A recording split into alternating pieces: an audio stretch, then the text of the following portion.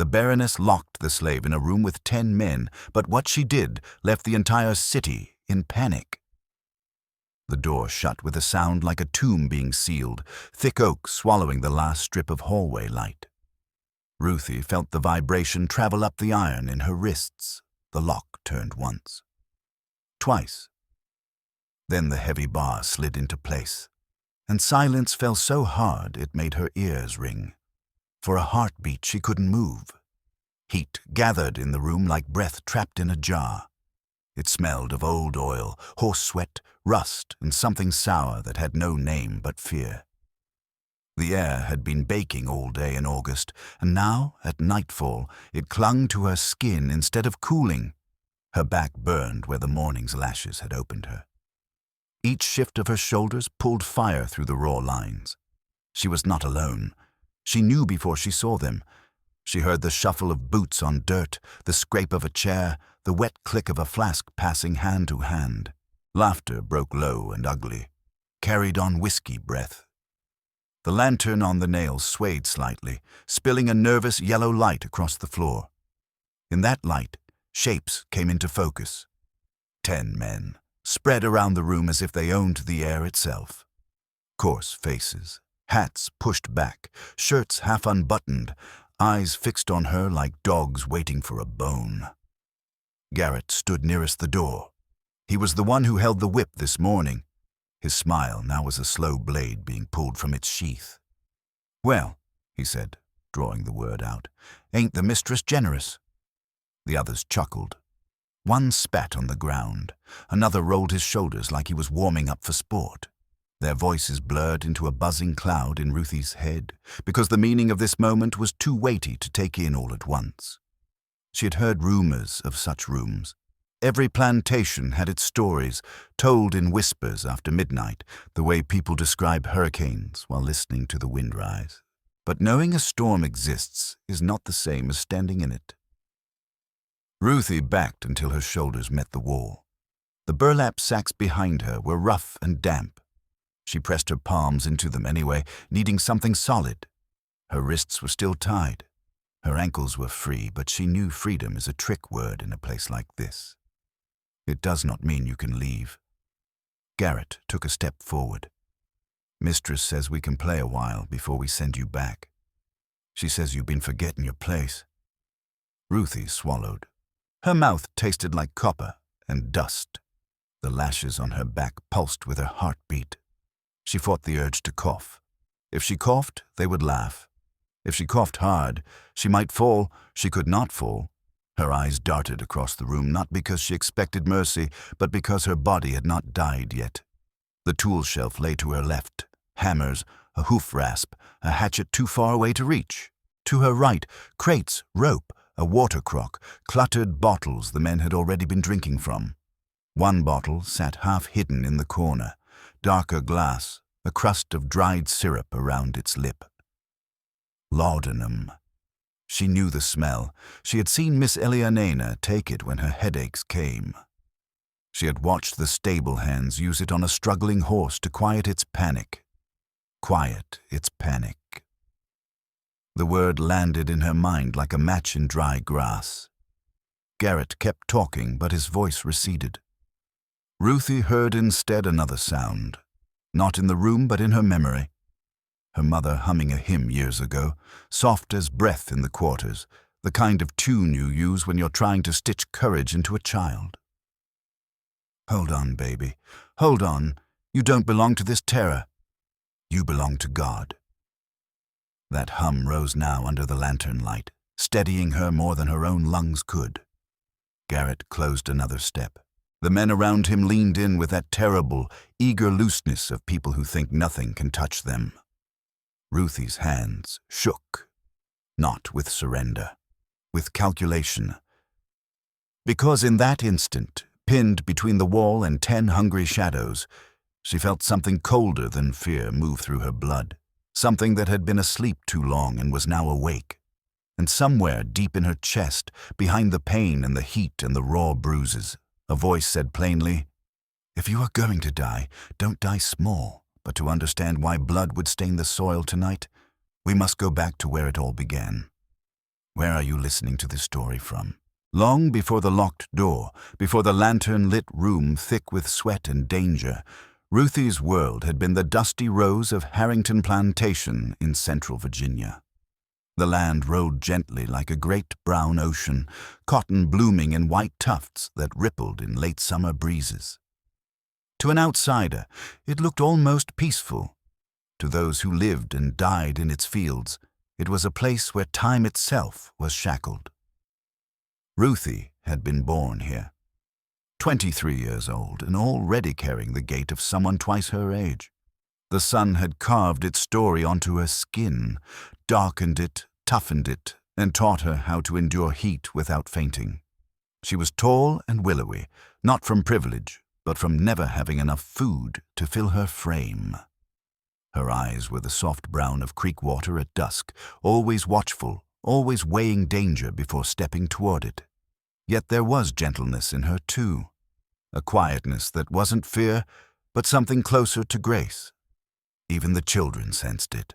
When colds swept through the quarters, they came to her first, knowing she would mix honey and pine sap or whisper the small songs her mother once used to soothe a fever.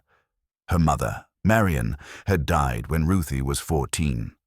A winter chill had settled in her chest, and the doctor refused to come for a slave.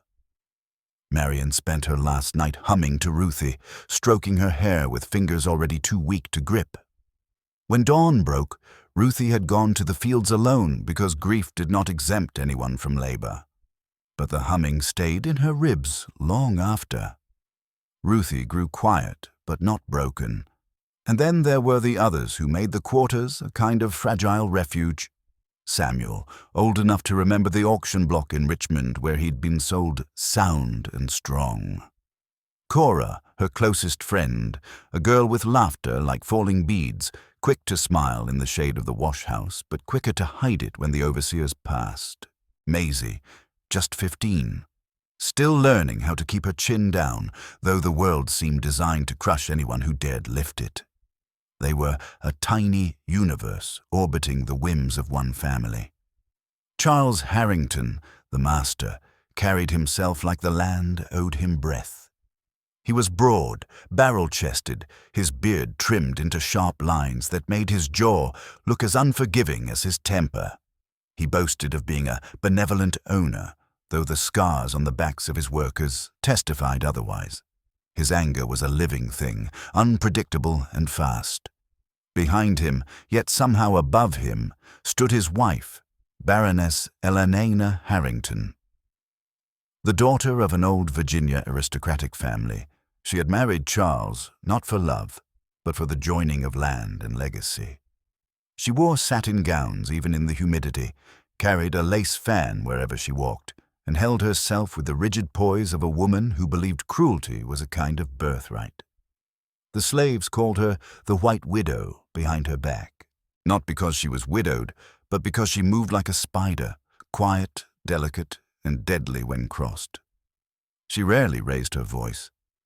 She didn't need to. A flick of her hand could determine who ate and who starved, who lived and who would be sent downriver, which in plantation tongues meant a slow death in the sugar fields of Louisiana.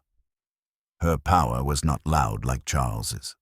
It was cold and calculating, delivered with a smile that never reached her pale eyes.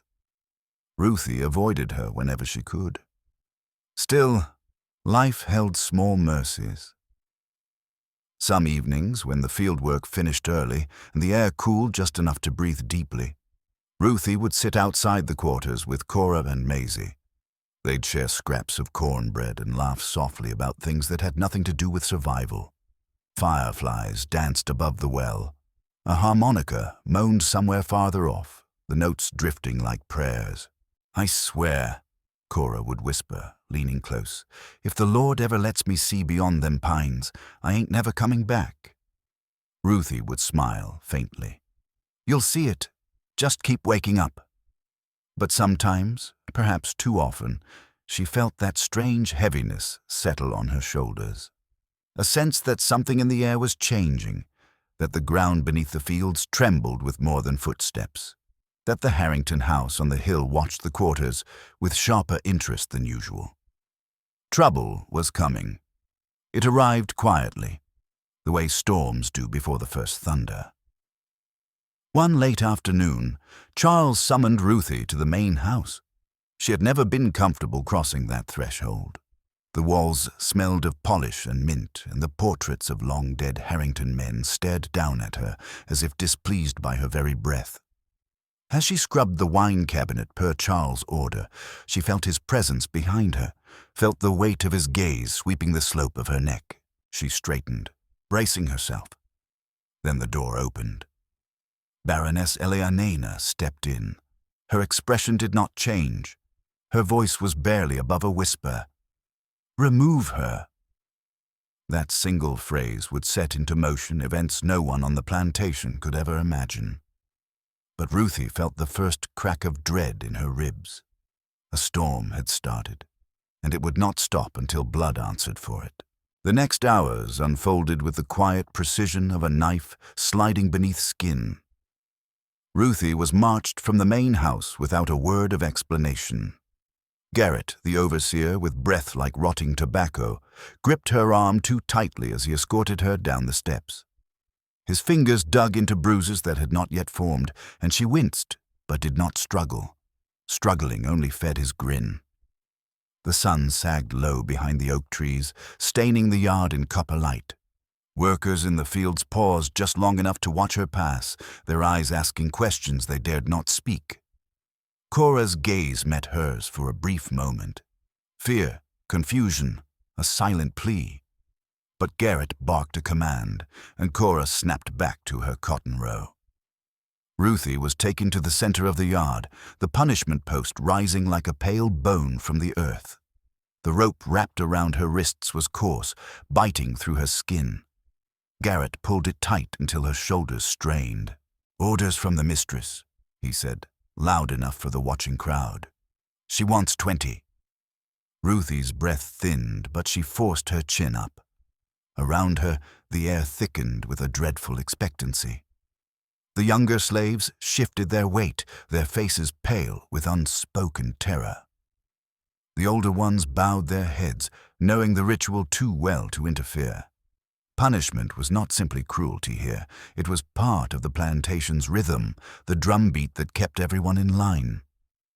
Garrett uncoiled the whip slowly, letting the leather brush the dirt.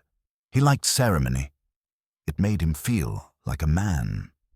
The first strike was sound before sensation, a crack that split the air like lightning. A heartbeat later came the fire, a razor line drawn across her back so bright and sudden she couldn't breathe. She clenched her jaw, her knees nearly buckled. The second blow tore through fabric and skin. By the fifth, she tasted blood where she had bitten her tongue. By the eighth, her vision pulsed. She heard someone crying, soft, rhythmic, like a child, but didn't realize it was her until the wind shifted and carried the sound back to her own ears. Eleanena watched from the porch, seated as though attending a quiet afternoon performance. Her gown was pale lavender today. The lace fan in her hand flicked open and shut with idle grace. The faintest smile tugged at her lips. At the 10th strike, Ruthie's head slumped forward, the world narrowed to her breathing and the dirt below her feet. Pain had its own language, and now it whispered constantly, drowning out the smell of cotton bolls and the shouts of the field. At the 18th, Garrett paused, wiping sweat from his brow, annoyed by his own exhaustion. The crowd held its collective breath, waiting for the inevitable completion. Ruthie braced herself. The final lash came from the edge of his strength, sloppier, less sharp, but still enough to open fresh skin. When Garrett stepped back, panting, the yard fell silent. Ruthie sagged against the post. She wasn't sure if her legs were still attached to her body. She heard a voice calling her name from somewhere far away, Maisie's, high and trembling, before one of the overseers barked an order to return to work. The punishment was complete. Except it wasn't. Eleanena rose slowly from her chair. She descended the porch steps with the elegance of a woman walking into a ballroom. She approached Ruthie and examined her back with calm detachment. "Remove her," she said again. Garrett cut the ropes.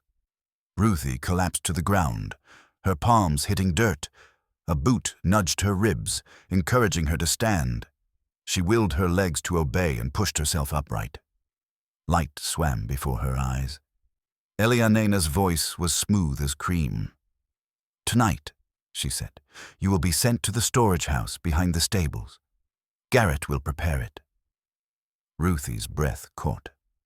The storage house. Everyone knew what that meant. Every plantation had such a place.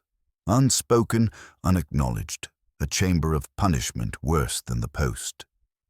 10 overseers from neighboring farms have been invited, Elianena continued, tone as casual as if she were discussing supper arrangements. They will be here at sundown. A cold wind moved through Ruthie's bones despite the heat. Cora gasped in the distance. Someone muttered a prayer. Elianena turned away, dismissing the scene. "Let this be a lesson," she said to no one in particular. "Temptation must be met with correction." She walked back toward the house. The overseers dragged Ruthie toward the quarters. Each step sent sharp bursts of agony up her spine, but she did not allow herself to fall. Falling would make her look broken. She would not give Elianena Harrington the satisfaction. Cora and Maisie met her behind the cabins. They tried to support her, but she pushed them away. "No," Ruthie whispered. "Don't let them see you help."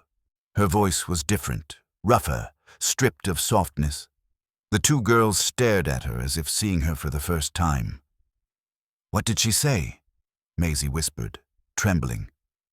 "What's happening tonight?" Ruthie's lips parted. The words tasted like iron. "They're sending 10 men," she said. The wind died. Not a single leaf rustled. Cora covered her mouth. Tears filled her eyes. "No," she breathed. "No, Ruthie." "Not you? Not tonight." Ruthie forced herself to straighten, though her back screamed in protest. "I'll survive," she said quietly. "I don't know how yet, but I will." Cora shook her head. "Nobody survives that." Ruthie looked toward the storage house at the edge of the field, an unassuming silhouette against the glowing horizon. Then she looked back at her friends. "Maybe nobody before," she said, voice steadying, "but I ain't nobody." It was not bravado, it was a promise. And as the sun dipped, casting long shadows across Harrington Plantation, Ruthie felt something shift inside her, a tightening, a clarity. Fear had been her constant companion all her life. Tonight, something else would take its place. Night on the Harrington Plantation usually settled in slowly, the kind of darkness that gave the fields time to cool and the cicadas time to tune their song. But on this night, the darkness descended all at once, fast and heavy, as if it knew what waited in its shadows. Ruthie sat on a stool inside the women's quarters, while Cora dabbed her back with a damp cloth. Every touch stung like salt in an open wound. Maisie held a cup of water to her lips, her hands trembling so badly the cup rattled. "You have to rest," Cora whispered. "You can't even stand straight." Ruthie turned slightly, biting back a cry as pain shot through her ribs. "Rest won't stop what's coming." Maisie flinched at the certainty in her voice. Maybe they won't go through with it. Maybe Mistress was just angry earlier." Ruthie looked at her. This girl of 15 who still believed cruelty required rage, still believed punishment needed reason. Ruthie wished she could borrow some of that innocence, just for one breath. "She wasn't angry," Ruthie said. "She was calm. That's worse." Cora sat back on her heels, shaking her head. "We have to hide you. We can put you in the loft above the tool shed or behind the kiln. You're hurt. They won't search too hard." "They'll tear the place apart," Ruthie said gently. "You know that." Her friends lowered their eyes. They did know. When the mistress wanted someone found, even shadows weren't safe. Ruthie inhaled shakily. Each breath scraped her lungs. The bleeding had slowed, but the lashes still felt alive, burning across her skin. She could taste iron in the back of her throat. She leaned forward, speaking low so no one else in the cramped quarters could hear. "Listen to me. Something's shifting. I feel it. This place is ready to crack wide open." Maisie frowned. "What do you mean?" But Ruthie didn't answer. She didn't have the words yet. She only knew that the ground beneath her feet felt different, as if the roots of the old oaks were whispering warnings. Cora pressed her forehead to Ruthie's shoulder, careful not to touch the wounds. "I don't want you to die." Ruthie closed her eyes. "I ain't dying tonight." It was not a reassurance. It was a declaration. A soft knock rapped on the doorframe. Samuel, the old man who had survived 3 plantations and more heartbreak than most men could imagine, stood there with his cap in his hand. His expression was grave. "They comin' for her?" he said. Ruthie stood, or tried to. Her knees buckled, and Samuel caught her gently by the elbow. "Let her lean," he murmured to the girls. "Don't help her too much. Overseers see her strong. They'll beat you next." Cora and Maisie stepped aside with reluctant obedience, fear etched on their faces. Samuel lowered his voice. "I seen something, Ruthie. Something you need to know." Her heart stilled. "What?" "The mistress," he said. "She called in 10 men, not just overseers, riders, men from 3 plantations over, men known for things I won't speak." Maisie's breath caught in her throat. Cora covered her mouth. Ruthie simply nodded. She had suspected it. Now it was confirmed. Samuel continued, eyes heavy. "The mistress ain't just trying to punish you. She trying to make a message out of you. To teach every man under her roof a lesson." Ruthie frowned. "A lesson?" Samuel gave her a look that cut deeper than any whip. "She ain't jealous of her husband, child. She jealous of her power. She want them men to remember who holds the reins." The words settled like ash in the room. Ruthie felt a strange calm wash over her. It was not acceptance. It was something harder. Something forged. "What do I do?" she asked quietly. Samuel leaned closer. "You do what your mama always said. You survive long enough to make your own choice." He reached into his coat and pressed something small and cold into her palm. A nail, thick, forged iron, sharpened on one end. "Hide it," he whispered. "They search pockets, not palms." Ruthie slid it into the fold of her sleeve just as Garrett's voice barked from outside, ordering her to come out. Her friends clung to her. "Don't go," Maisie whispered, tears spilling. Ruthie touched her cheek. "I'm coming back for you both. I don't know how, but I am." Cora covered her mouth with both hands to stifle a sob. Ruthie stepped into the yard. The night hummed with insects, but beneath that was something else, a tension so thick it felt like breath caught in the throat of the entire plantation. Garrett waited with 2 other overseers. One shoved her toward the path leading to the isolated storage house. Each step jarred Ruthie's back. The pain roared, but she kept her gaze steady. When they reached the building, Garrett shoved her inside. The door slammed. The lock slid into place. Ruthie stood alone in the darkness, her breath shallow, the iron nail a hidden weight against her wrist. In this silence, she felt something she hadn't felt in years. Not safety. Not hope. Control. However small, however fragile, it was hers, and she intended to use it. The darkness inside the storage room pressed against Ruthie like a living thing. Thick, humid, almost breathing. The air smelled of old grain, rusted metal, and the sharp sting of spilled turpentine. Somewhere in the walls, mice scurried, their tiny claws scratching like restless whispers. The overseer's footsteps faded.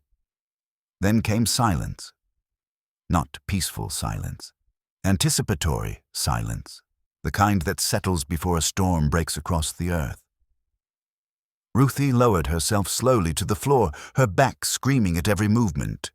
She braced her palms on the dirt-packed ground, feeling the coolness seep into her skin. Sweat rolled down her temples. The welts on her back throbbed in a sickening rhythm. Her breath hitched against the pressure in her ribs. She waited. Minutes dragged.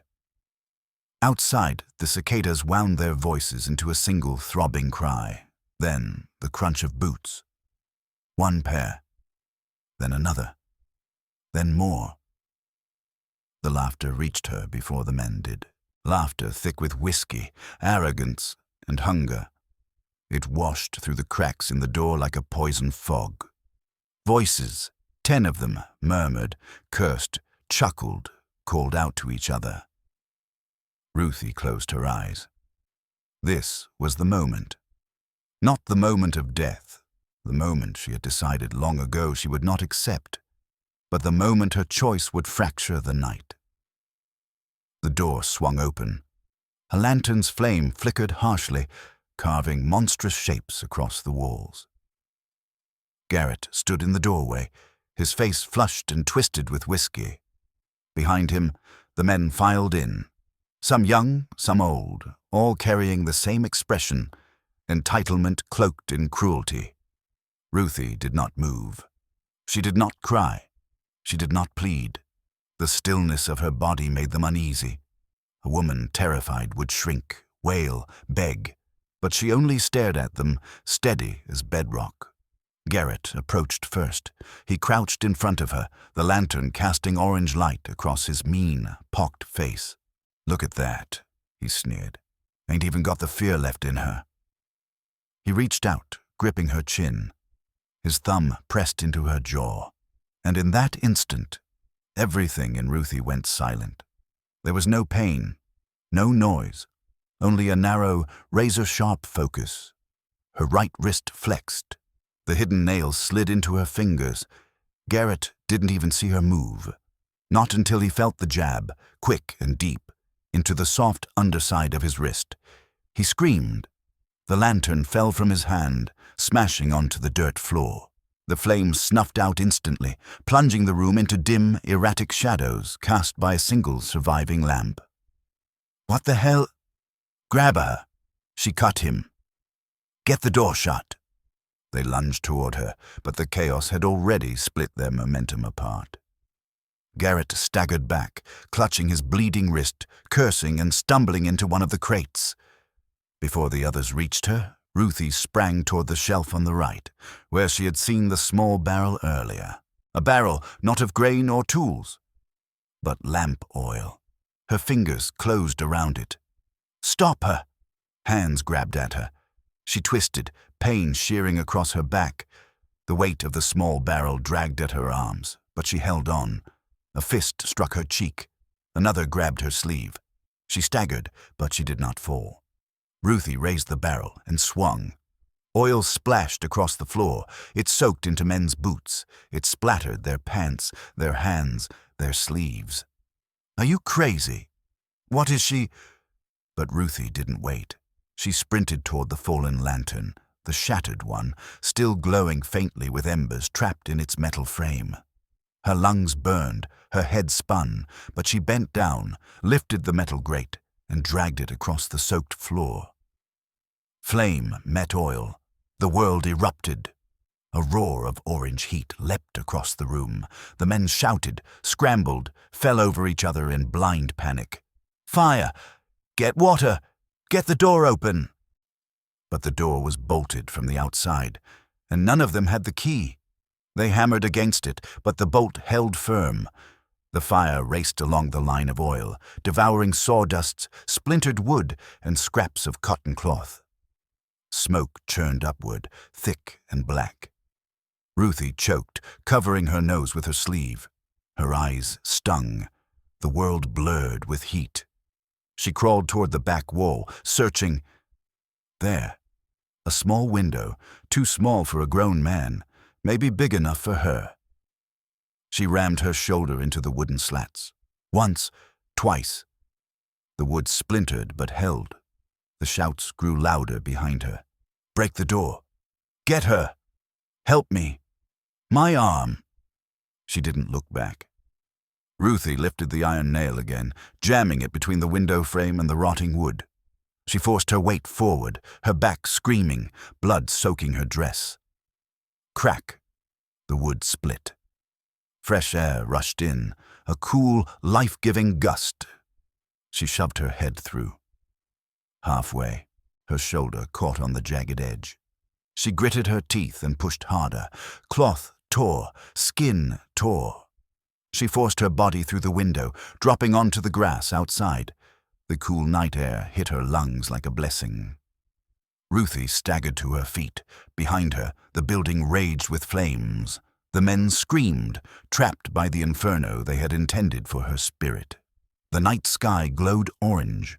The plantation house bell began to ring in frantic alarm.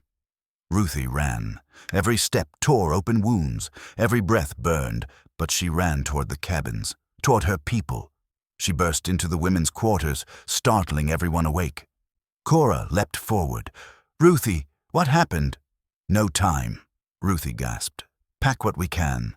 We leave. Tonight. Now." Maisie froze, eyes wide with terror and awe. You set it on fire." Ruthie's voice broke. "We don't have long. They'll be after me, after all of us, if we stay." Samuel appeared in the doorway, soaked in sweat and soot. His voice shook, not with fear, but with awe.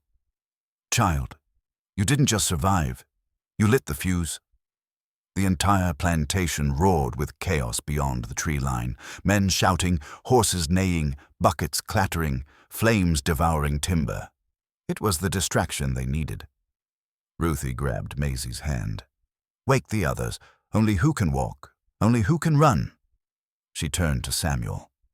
"Will you lead us?" Samuel nodded once. "North Star, rivers low, woods thick enough to hide 20 souls." "Good," Ruthie said, her breath ragged. "Gather everyone you trust. We move in 5 minutes." She stumbled outside again. The wind carried the sound of crackling timber. Smoke curled into the sky like a dark banner. This chaos, this fire, would be remembered for generations, but not because of the flames, because of the choice that started them. Ruthie wiped the soot from her cheek. Her scars burned, her lungs strained, but her eyes were steady. Tonight, she wasn't running from death. She was running toward freedom. The forest swallowed them whole. Branches clawed at their skin. Roots twisted beneath their feet. And the air buzzed with insects that cared little for the desperation stitched into every breath of the small group fleeing the burning plantation. Behind them, Harrington Estate glowed like a sun dropped onto the earth. Smoke billowed upward, staining the night sky with streaks of black. Ruthie led the way, though her legs trembled and her breath rasped in painful broken pulls. Maisie stayed pressed to her side, one arm wrapped around Ruthie's waist whenever she faltered.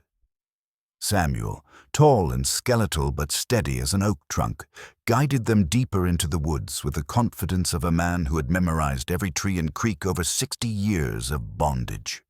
They walked without speaking. Words were a luxury. Silence was survival. By dawn, the fire was only a distant orange smear behind the pines. By midday, Ruthie collapsed. Maisie screamed, dropping to her knees beside her. Ruthie lay on her side, shaking uncontrollably, her back soaked through with blood where the scabs had torn open. Her breaths came in wheezing gasps. Samuel bent down and pressed 2 fingers to her neck. "She's alive," he whispered, though the uncertainty in his voice said she was hanging by a thread. They found shelter in a hollowed sycamore trunk.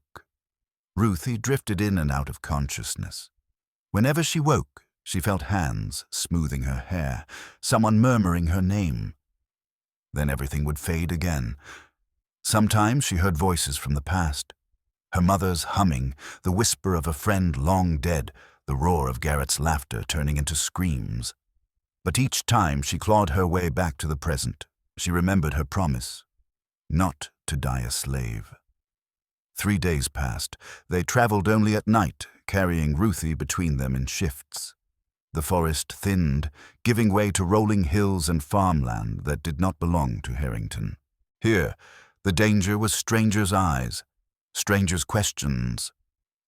On the morning of the fourth day, they reached a river, cold and wide, its surface shining like glass in the early light. Samuel exhaled shakily. "This is it. Pennsylvania borders on the other side." Maisie held Ruthie's face in her hands. "Can you walk? Just a little, Ruthie." Ruthie opened her eyes. They were dim but clear. If I don't walk, then those men died for nothing." They helped her to her feet. Each step was agony. Each breath felt like it tore her ribs apart. But she walked, leaning heavily on Maisie's shoulder, feeling the riverbank gravel crunch beneath her bare feet. Samuel and another man waded in first, clearing a safe path. The water was freezing, numbing their legs instantly. Ruthie gasped as the cold surged up her body, but she pressed forward. Halfway across, her legs nearly buckled. Maisie tightened her grip. Come on, you're almost there." "You ain't dying here," Samuel growled. "Not after what you done." The current tugged. Ruthie stumbled. Maisie screamed. Samuel dropped everything and lunged toward them. His hands caught Ruthie under the arms just as the river threatened to swallow her. Together, shaking and half-frozen, they reached the far bank. Ruthie collapsed into the mud. This time, nobody asked her to stand. Nobody expected her to. They wrapped her in blankets scavenged from abandoned cabins. They built a fire from dead branches and fanned the flames with trembling hands. 2 hours later, hooves sounded on the hill.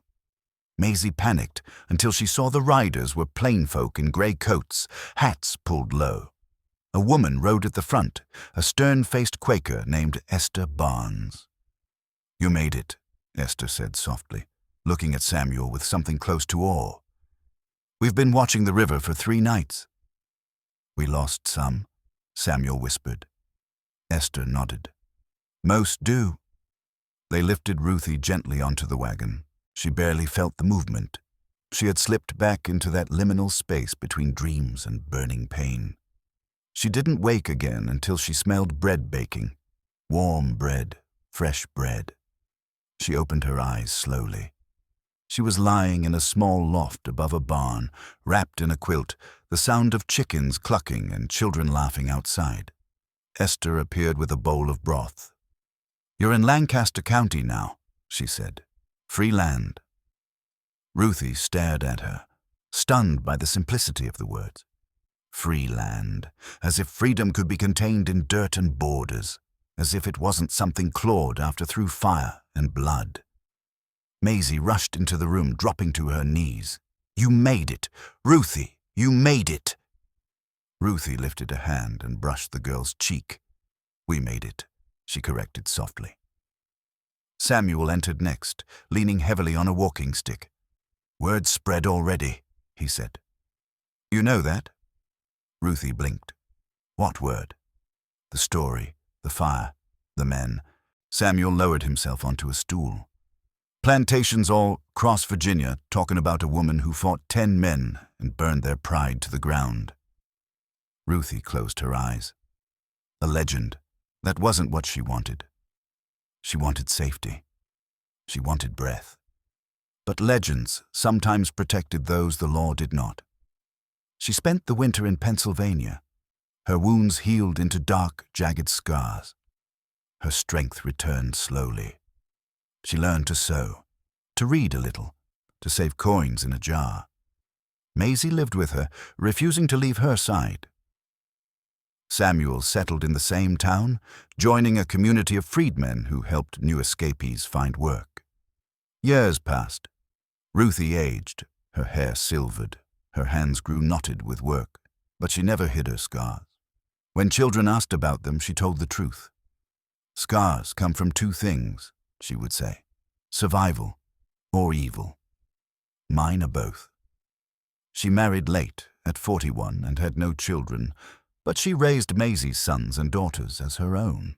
She taught them how to listen, how to walk without fear, how to stand tall. She never saw Virginia again, but Virginia never forgot her. By the 1870s, newspapers retold the story in hushed, exaggerated tones.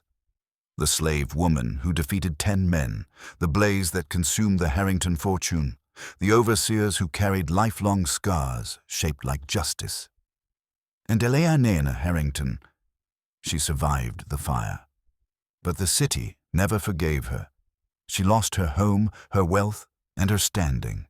Her husband died in debt, and she lived the rest of her life in a rundown boarding house, muttering to herself about a woman with fire in her eyes and rope in her hands. She died alone. In 1898, Ruthie, older now, wrinkled, wise, sat outside her small Ontario home, watching the winter sun settle low on the horizon. Snow fell lightly, softening the world around her. Maisie's granddaughter, a girl with bright, curious eyes, climbed into her lap. "Grandma Ruthie," she asked softly, "how did you know you would survive?" Ruthie looked down at the child. The girl's breath puffed white in the cold air. Ruthie's fingers, stiff with age, touched the long scar hidden beneath her blouse. "I didn't," she whispered. "I just knew I could not die in chains." The girl nodded as if she understood. Ruthie looked past her to the snowy fields. They glowed pale gold in the dying light. The world was quiet, peaceful, something she had never known in her youth. Her eyes softened. "You see," she said, voice thin but clear, "freedom ain't a place. It's a choice you make again and again, even when the world tells you no." The girl nestled against her. Ruthie closed her eyes. Her last breath drifted into the quiet January air like a prayer. When they buried her the next morning, Maisie's family sang an old hymn Ruthie loved. Slow, low, trembling with history. As the wind rustled the winter trees, it carried the sound across the snow, soft as a whisper that had survived fire, chains, blood, and darkness, a whisper that refused to die. Where are you listening to this story from?